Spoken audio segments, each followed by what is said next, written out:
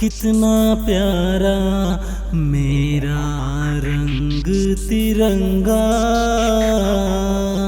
जी करे देखता रहूं।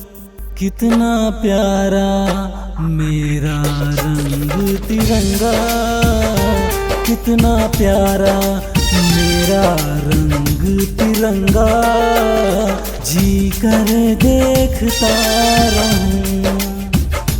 कितना प्यारा मेरा रंग तिरंगा, कितना प्यारा मेरा रंग तिरंगा। मैं हूँ पागल, मैं हूँ जोकर, मैं हूँ हिंदुस्तानी।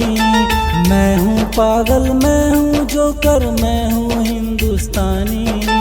सबसे न्यारा, सबसे प्यारा मेरा रंग तिरंगा। कितना प्यारा मेरा रंग तिरंगा, जी कर देखता रहूं। कितना प्यारा मेरा रंग तिरंगा।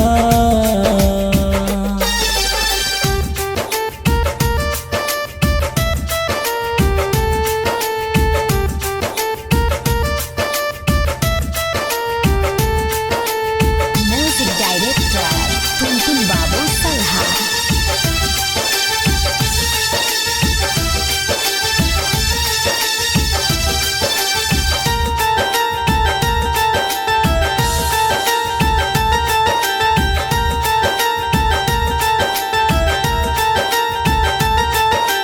अंबर से आए हैं मेरा रंग तिरंगा, देख से होती है सबको हैरानी।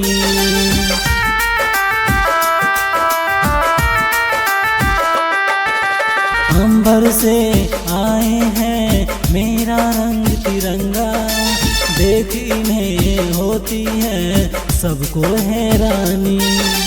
सुंदर सा मुखरा है फूलों के जैसा, होगा ना दुनिया में कोई ऐसा।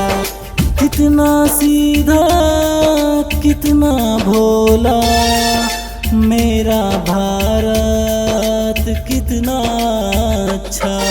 मुझको तो अच्छी लगती है तेरी हर नादानी, मुझको तो अच्छी लगती है तेरी हर नादानी। सबसे न्यारा, सबसे प्यारा मेरा रंग तिरंगा। कितना प्यारा मेरा रंग तिरंगा, जी करे देखता रहूं। कितना प्यारा मेरा रंग तिरंगा।